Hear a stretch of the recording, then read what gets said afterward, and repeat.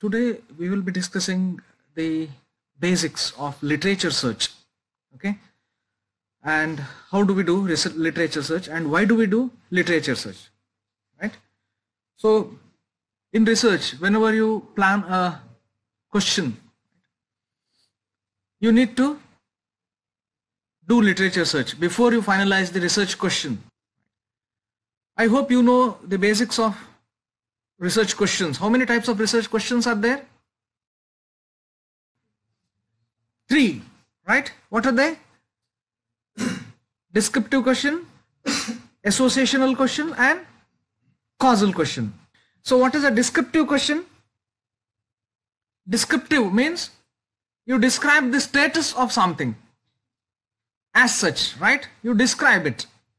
Maybe the status of funding of government Ayurvedic colleges in India. Suppose this is a question, right? You gather the data, right? Whatever annual funding each college is getting, and then you describe. So in which state, what is the amount that an Ayurvedic college gets on an average, right?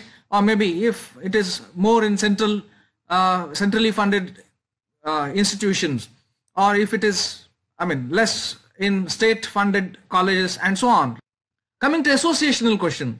Association means after you collect the data of something, then you try to find out some association between the two, right?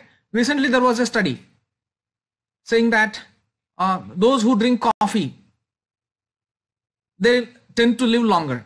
So those who drink plenty of coffee, they are likely to live longer. This is the study. But does it mean that by drinking coffee you can increase the lifespan?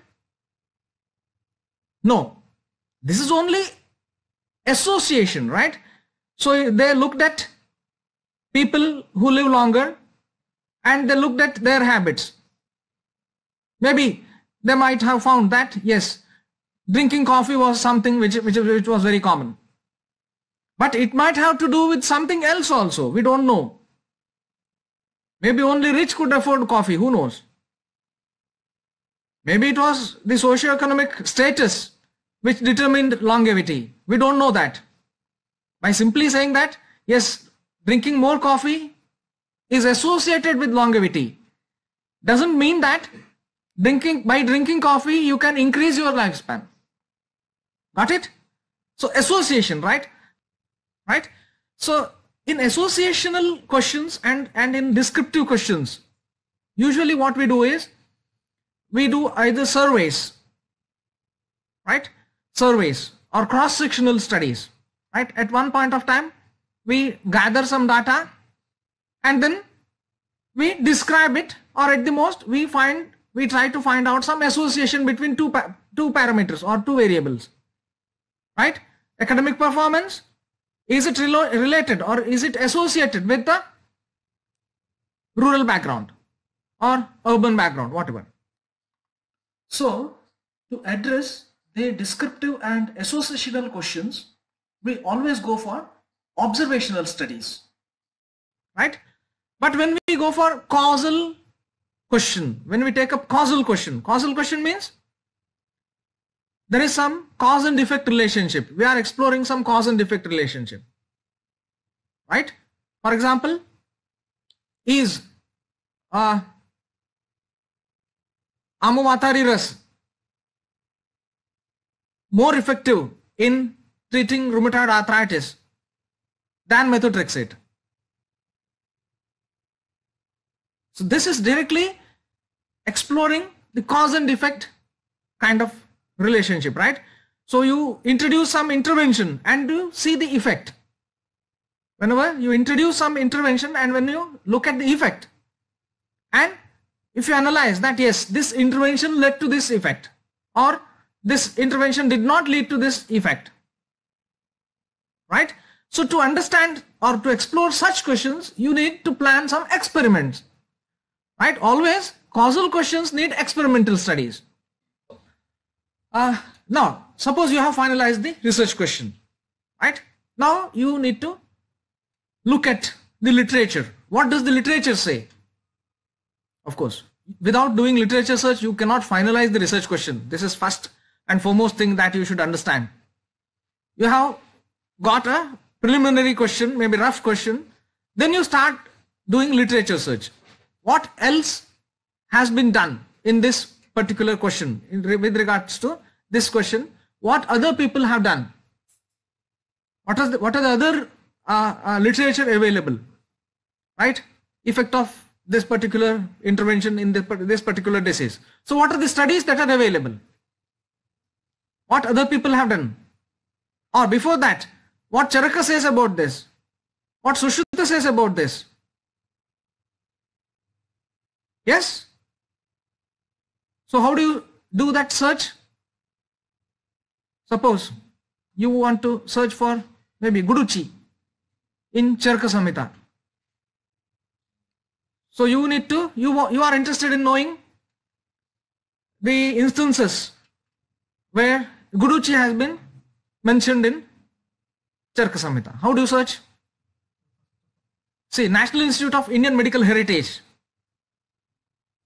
an institution that is governed by CCRAS, right, has come out with some very useful online ebooks, right?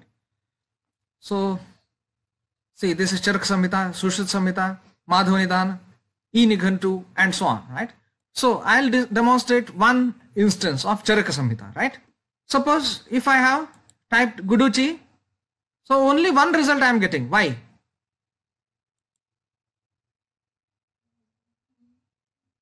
Charaka Chikitsasana, this is the reference, and see here it gives you that particular reference and it highlights the particular verse.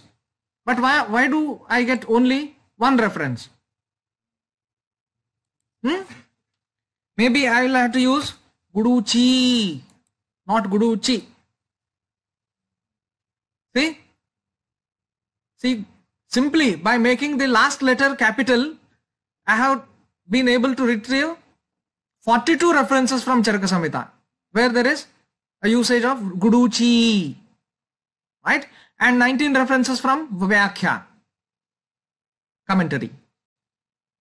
Okay, so whenever you click on this, it will take you to that particular page and see Guduchi. Okay, now we have seen that there are 42 references. Now let us see if we can increase this number by deleting I.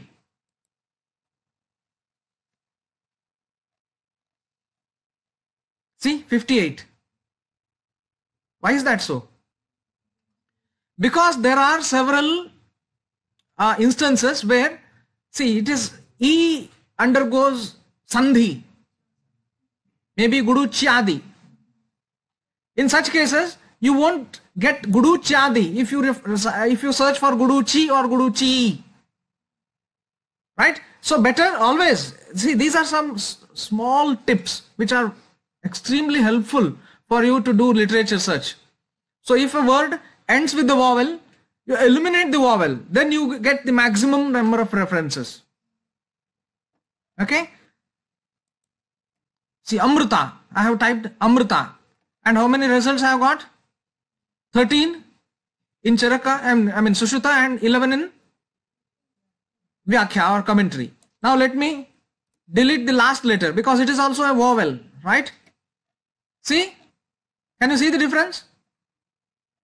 So whenever you do this kind of searching on e-Samhitas, these are certain small tips that you need to keep in your mind. Otherwise, though everything is available for you, you will not be able to make full use of it. There are many dictionaries available at one place. This is online, right? This is the site, and it has been curated by Cologne University, right?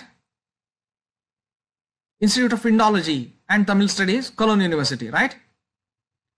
And see, if I type Agni on Monu Williams Sanskrit English Dictionary, see, these are the references that I get.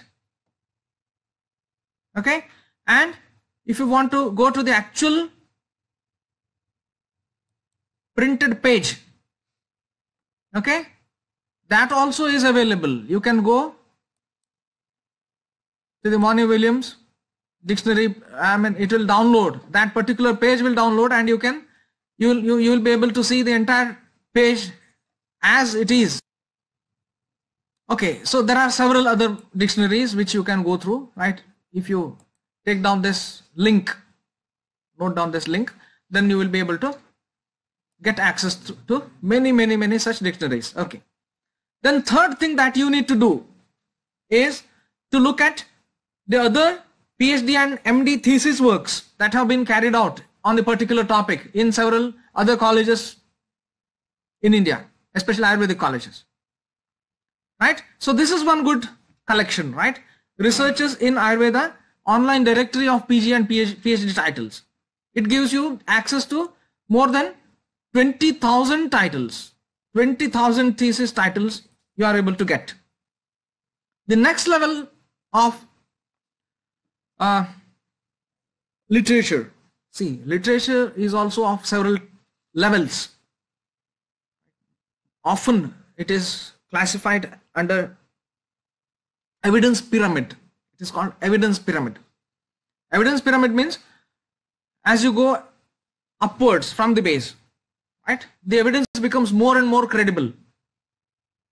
Suppose some textbook has mentioned that yes, this particular Guduchi can be used in some particular clinical condition. Okay, so that is a textbook based information, right, documented in some textbook or some background material. That becomes level 1 evidence. Then higher in the hierarchy there are several other studies. For example, case report. One case, if you have treated one particular case by using some particular intervention, then you should report it because it might be something unique. Whenever you treat some unique cases through some unique interventions, you should be writing a case report and you should be publishing it with a journal. If you have some 10 cases of similar kind, then you should write a case series. Right? Case series is even better evidence because there are 10 patients who have improved, right, in particular condition by giving this particular intervention. Then comes observational studies. Observational studies means you just observe whatever being done in a clinic or maybe in OPD, right? Take a particular disease, maybe rheumatoid arthritis. What are the treatment options that are being opted for, right? You just go on recording, maybe for 2 years, in all patients, whoever visit your OPD, and then you analyze in which patient what improvement was observed. So which intervention worked better, right? All this can be analyzed retrospectively. After you complete your two years of maybe study, it's a prospectively recruiting. Recruitment is prospective, but analysis is retrospective, right? So this becomes an observational study. So you don't have any compulsion. So observational studies are very important, especially in Ayurvedic framework, because we do not administer similar treatment or same treatment to all patients suffering from same disease. If there are 10 patients suffering from rheumatoid arthritis, all of those 10 patients may not receive the same treatment because as per Ayurvedic principles, maybe prakriti of different individuals might be different. Agni bala may be different, right? Sama, Nirama stage may be different, right? Maybe sometimes one patient might present as Amavata, some other patient might present as Vatarakta. Anything is possible. So depending on the presentation and other parameters, right, the Ayurvedic intervention will vary. So it is always difficult for Ayurvedists to carry out a clinical trial, especially to design a good clinical trial, keeping the Ayurvedic principles intact. In such cases, what could be the better option? Easier option to go for observational studies.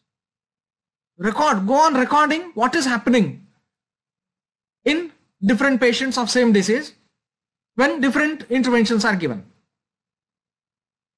Right? And such observational studies will have a long lasting impact, right? So observational studies form the next level of evidence. Then comes clinical trials, right? Even in Ayurveda, some clinical trials have been carried out where these Ayurvedic principles have been kept intact. And such trials are called whole system trials. They are called whole system. You are evaluating the entire system of Ayurveda against another system, maybe allopathy, right? So one of the important studies has been published on rheumatoid arthritis by AVP Research Foundation. They have done a very, very good study where they used more than 150 different medicines. The physician was allowed to use more than 150 medicines as per his discretion. Maybe Prakriti, Agnibala, Sara, Satmya and whatever, Ritu, right?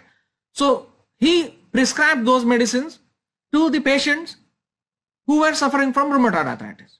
And finally, they could show that yes, Ayurvedic interventions can also be studied in a double-blind randomized controlled fashion. This is a great contribution of that study, which showed that keeping the Ayurvedic principles intact, you can also do some double-blind randomized clinical trials in Ayurveda. So after that, a few more studies have come up. So these are some recent advances that have happened in Ayurveda, and you should be aware of all this. Okay. So observational studies, and then comes clinical trial, as I told you, right? So individual clinical trials, right? They form the next level of evidence. And then multiple clinical trials can be combined or synthesized to analyze the results. That becomes meta-analysis or systematic reviews. So systematic reviews and meta-analysis, they form the highest level of hierarchy in evidence. So hope you understand what is systematic review and this meta-analysis, where similar clinical trials carried out by multiple people at multiple places are combined, and then again the results are analyzed by applying statistics once again, right? That actually gives the idea of whether a particular intervention is really effective or not. Okay, so to search for these different types of studies, you have got different resources, right? So one of those resources is Medline Plus. Medline Plus is a very good resource where you get answers to commonly encountered questions, but of course it doesn't include Ayurveda as such separately, but some CAM modalities are included. So it has been categorized as health topics, drugs and supplements, videos and tools, medical tests, and so on. There are several interesting and very useful tools and videos, right? Health check tools. What is Google Scholar? What's the difference between Google Scholar and Google? Both of them are search engines. Google Scholar is also a search engine, right?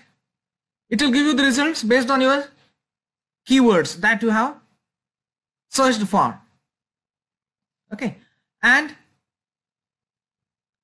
But the difference is that Google Scholar will give you the results only from published scientific literature, either in the form of books or in the form of journal articles, right? All the journal articles and books, right? These results will be based on these two, mainly these two types of resources. There could be some more resources like patents and other things, but still these are the two major sources for Google Scholar. So if I type Prakriti, see how many results did I get? About 13,800, right? Genome-wide analysis correlates Ayurveda, Prakriti, and so on. See, all these are research articles, or some of them could be the chapters published in some books. But again, this is very difficult, right? To go through all these 13,000 and odd articles. It is humanly impossible. right?